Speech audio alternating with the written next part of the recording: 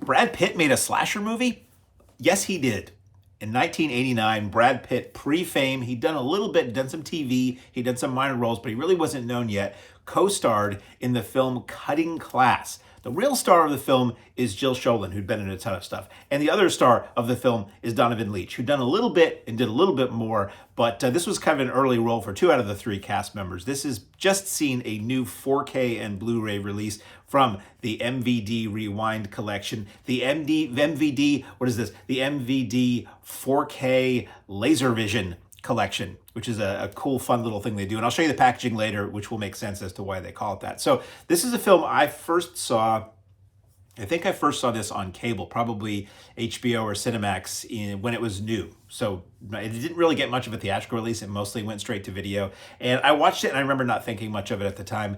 And then much, much, much later, I watched it again. And I remember not thinking much of it at the time.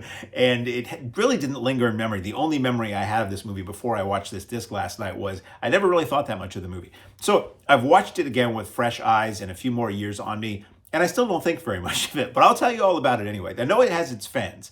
Every movie has its fans. So if listen to me, listen, or if you love Cutting Class, listen around the bad things I have to say about it, and then I'll tell you how cool this packaging is. So, Cutting Class, 1989. It's really at the tail end of the whole slasher movie horror, 80s horror thing. At that time, every year has good movies, but overall, the horror genre was not that great in 1989. Now, I know you'll say there are exceptions. There was Pet Sematary, and there was this, and there was that. And yes, there were. But overall, it wasn't like the earlier 80s where you were just getting the really effective classics being pumped out. This was becoming a lean period that, much later Scream would kind of revive by looking at the genre, by looking at movies like this and kind of making fun of them, but also doing some really effective, scary stuff. So this movie's odd because apparently it was the first time directorial effort by Rospo Pallenberg, who was known for being the writer of a lot of John Boorman movies. Like this was the guy who wrote Deliverance, the guy who wrote Excalibur, not necessarily the books or source material they were based on, but he wrote the scripts for those movies. So really solid screenwriter, trying his hand at directing and kind of failing miserably, in my opinion. Also in the opinion of at least two of the actors involved here. But so you've got Brad Pitt in a role. He's very young Brad Pitt, not really very good in this. He plays this douchey jock who's the boyfriend of Jill Schoelen, who's like a good girl high school student trying to do right by her father, played by Martin Mull, who wants her to hit the books and don't cut class. And their boyfriend and girlfriend, Donovan Lietch, plays this very aggressively weird and quirky staring guy who was formerly friends with Brad Pitt, but something bad happened. I guess his father died under mysterious circumstances, and he was whisked off to a mental institution for a while. But he's back and he's feeling much better now. And he's sort of stalking Jill Schoelen. And there's this dynamic that goes back and forth with Donovan Lietch being weird and offering Jill Schoelen a hot dog in the most, above board way possible. And Brad Pitt not liking him. And it's really weird. The pacing is really not very good in this. I realized I'm a half hour into this movie and it doesn't feel like a thriller. And it's a lot of stuff that, is it supposed to be funny? The way Donovan Lietch is always like popping up in weird places, staring at people and, riding this weird like banana seat bike that looks like it would be for a girl many years younger than he is as a high school student. So I'm not sure if it's supposed to be funny. And then as the movie goes on, there are things that are obviously supposed to be funny. Like the Martin Mull character starts off very straight, but then he gets into a situation where I'll give you some spoilers, but not much because I don't believe in doing that. But he gets mysterious. He goes off duck hunting somewhere and he gets shot by an arrow by a mystery assailant. And you think, oh, wow, he's dead. He's barely in this movie. And then later we see him again and he somehow survives being left out in the wild where there still are people. So it's not so wild, but he never can come in contact with people. So his running gag through the movie is him stumbling through bushes trying to get help after he's been shot by an arrow. There's a lot of stuff that just doesn't make sense. And yes, it's a slasher movie. And yes, I guess it's a horror comedy. It's supposed to be a comedy because I was wondering the whole time, is this supposed to be funny? Because this really seems kind of mega cheesy and goofy and the plotting is really terrible and the dialogue is really awful. And sometimes, yes, it is intentionally funny, but it's kind of not funny. And when it's maybe unintentionally funny. It's amusing. I don't know. This is a really weird one. This was a really hard one to get through for me. It's only 91 minutes, and I thought it was a slog to get to the end of this. It gets to the point where you're like, okay, the killer has been revealed, and the good guys are up against the bad guy, and this must be the final scene. And it goes on for like another 10 or 20 minutes. And I'm just like, is this ever going to end? The transfer looks great. I'll say that. This was actually, let me backtrack a little. This was originally released in 2018 by Vinegar Syndrome. This is basically a re-release of the Vinegar Syndrome release with different packaging. Maybe different disc authoring too, because I looked it up. The Vinegar Syndrome release had a few more extras than this has. So when I read you the list of extras, the Vinegar Syndrome release is out of print, and Vinegar Syndrome stuff tends to go for a lot of money. So if you're okay with missing out on a couple of extras, I think it's like an audio commentary and a couple of audio interviews. Main stuff is still the same. The transfers are the same. It's 2 discs. 1 disc is the 4K, 1 disc is the Blu-ray. So if you don't have a 4K player and don't plan on it, this release is still good for you, because you can still, the contents are the same between the 2 discs. It's just one of the discs looks a lot sharper. So this is presented in 2.0 mono LPCM, if that means anything to you. It's 2.0 stereo Dolby Digital, and you can watch it in the unrated or the R-rated cut. The unrated cut is 91 minutes. The R-rated cut is 91 minutes, just a little bit shorter.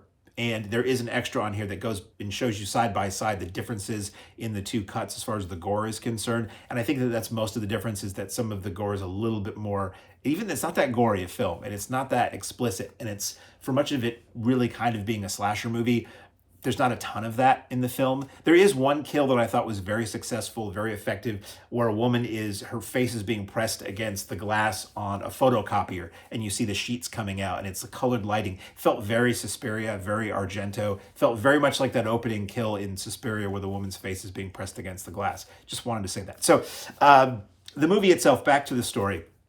I'm a little scattershot here. The story itself is, the teen drama of Jill Schoelen being torn between these, not even torn between these 2 guys. Her boyfriend is kind of a dip and kind of weird himself and just kind of douchey and mercurial, and Donovan Lietch is just lurking around all the time. And then all of a sudden people start getting bumped off. And who is it? Is it Donovan Lietch, who's the obvious person for it to be? Or is it some other character in the film, because we never see the killer as it goes on? And it's just people in the high school being killed. So it's another one of those, it would pair well if you wanted to do a double or triple feature. Maybe a triple feature, maybe 2 good movies and then cutting class. It would go well with other like 80s high school horror of the time. It's just really not very good. It's just, to me, it's really not very good. It's I was getting painfully bad as it went on. Like, I was just like, this dialogue is terrible. It would make a really good film for like Riff Tracks or the Mads or the MST3K people, if they haven't all done it already. It's a lot of ammunition for somebody who wants to riff it. This movie probably works best with a group. If you wanted to watch it and laugh at it, or you wanted to watch it and have a good time, it might be more fun. But watching it last night, it was really just not very good, It just really, it's emblematic of where horror was at that time in the late 80s, which was, it had kind of run out of steam, and they were still trying to do something that really was past its prime, and it really just doesn't work. The transfer looks great. I will say that. Looks really good. Does not look like an old movie. And I watched, in this case, I watched the Blu-ray version. I did look at the 4K version, and like everything, it just looks sharper. So if you've got a decent TV, the Blu-ray version is going to look fine. If you've got the 4K setup, obviously you're going to go with that, because it just looks just that little bit better. But it was a 4K transfer to begin with, so the Blu-ray is going to look as good as a Blu-ray can look as far as sharpness and color quality and skin tones and all that. And the 4K will just look, a bit better. So extras. As I said at the top, you've got 2 versions of the film. You can watch very slight differences. The extras, interview with Jill Schoelen, 20 minutes. That in this interview, she's trying to be nice. She's very sweet. She did come to the drive-in where I work, the Mahoning Drive-In in Lehighton, Pennsylvania, a few years ago for the Exhumed Films Camp Blood event that we do every year. And I think we ran cutting class there, and she was super sweet and super nice. She's very diplomatic, and she repeatedly apologizes. I don't want to be mean to anybody. I don't want to talk down to anybody. She's like, but she refers to the film as poorly written, and she didn't want to do it when she was offered it, but she wasn't good at saying no to people, so she did it anyway. And she just basically said she didn't enjoy making the movie. She doesn't think it's a very good movie. There's an interview with Donovan Lietch, who, for trivia, is that he's the son of the folk singer or pop singer from the 60s, Donovan, and he is way more likable and way cooler and nicer and more engaging, and you want to listen to him and pay attention to him and hang out with him in this interview than he is in the movie. Granted, he plays a crazy person in the movie, but he's just so bad. He's bad in the movie. And maybe it's not him. Maybe it's the directing, which I'm sure was the problem, and the writing, which is definitely the problem. But he's really not. Even Brad Pitt. I mean, Brad Pitt was not Brad Pitt at that point, but he's not very good. Jill Schoelen is probably the only one of the few good things about the movie. Roddy McDowall is in it, playing a pervy school principal. There's a few familiar faces, but overall, it's just really bad. Donovan Lietch talks about, again, thinking it's not very good, but glad that people like it, and he gives his. He has a lot of stories about working on the film and how he interacted with the other actors and things like that. That's, if I didn't say 16 minutes. There is Find the Killer VHS contest. This was taken from a not particularly great VHS copy of the original Republic or Republic Pictures home video release of this film back in the late 80s. And it's just a promo. It's a video promo for, if you can guess the killer, write in and send a postcard to this address and you can win things. And unfortunately, I wish whoever did the transfer had used a better VCR, because the audio is constantly buzzing and it's cutting in and out of hi-fi stereo and mono, and it's really hard to listen to. The image quality is not great, and I really can't stand the crappy VHS aesthetic that has become hip and popular. VHS looked fine in its day. Doesn't look as good compared to Blu-ray or 4K or HD or anything that we have now, but in its day it looked good. It looked as good as what we had at the time. So the whole idea that anything that's VHS has to have tracking problems and audio issues and tape roll and dropouts is just lame. It means you've got a beat up tape or you've got a bad VCR. And it really annoyed me because I wanted to watch. I actually turned it off. This extra was so annoying in the audio. I'm just like, get another VCR, adjust your tracking, do something. It shouldn't sound like this. This is not what it sounded like when people rented it back then. And it doesn't even look like it's an original copy. It kind of looks like a dupe. Maybe it was from just a beat up tape, but it looked not first generation. So that was just annoying to me. Then there's a really cool extra. I love this kind of thing. They are kill comparisons. It's the R versus the unrated cut of the film, and that has side by side on your screen. It says R-rated under one and unrated on the other, and it's in real time the exact same moments in the film where the murders occur, and it shows you how they were done differently. The timing isn't different. I was expecting like the screen would go black where things were just yanked out. It's not. It's alternate angles, it's alternate takes. It's really a kind of a cool exercise in how to retool a scene with the exact same timing, not change the audio necessarily at all, but do something to a scene or do something to a moment in a film so that it's more palatable or so that it gets you the rating that you're looking for. There are trailers on this, trailers for Cutting, these are all MVD releases, MVD Rewind Collection, I think all of them. Cutting Class, Ghoulies, Vampire's Kiss, Swamp Thing, Witch Trap, and Jack Frost. A couple of those are films I really quite enjoy. So your mileage may vary on this one. Let me show you the packaging. So this is the MVD Rewind Collection, the Laser 4K, the 4K Laser Vision Collection, and it is in 4K Ultra HD. So you got your replica. It's more or less the original artwork there, and it's got this little thing here. It makes more sense when I'll show you something else. It's got this little thing here, so it's kind of emulating what the old CED, which were precursor to laser discs, looked like. So it's kind of a deep cut for home media fans. And then you get the back there with all your information. And then it's a slipcase, which slips off to reveal slightly different.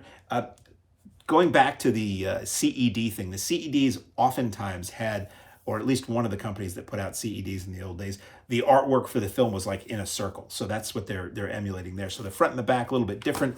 You crack it open, and I love that they do this. You've got your Blu-ray and your DVD, and they again emulate. This is what the MVD Rewind Collection does for the Blu-ray. It looks like the face label on videotape, VHS tape, and that's like you're looking down at the top of VHS tape, and that emulates it's basically the 20th Century Fox Home Video videotape or Laserdisc or CED. I think it's what the inner circle of the Laserdisc, the inner ring label on a Laserdisc looked like, which is kind of cool. And then you pull this out and you get a reversible cover, which emulates the original box cover for the VHS a lot more than that does. And then inside is a free collectible mini poster, and this really sells the CED thing. So it's that artwork, and the CEDs, basically they were a big plastic case that the disc was locked inside, and on the bottom was this little nib that you would slide the entire thing into your player, and the player would grab the disc and you'd slide the case back out and the disc would stay inside. But it's got the little ridge. It's basically a photo of an old CED. It's got a little ridge across the top, which you probably can't tell there, but I've held them. I own a couple of these things, and it's just pretty cool that they bother to go that far. So available now from the MVD Rewind collection. Your mileage may vary. I thought it was terrible, but some people really love it. If you love it, this is the best edition you're going to find, unless you can find the old out of print, incredibly expensive Vinegar Syndrome version. This is cutting class.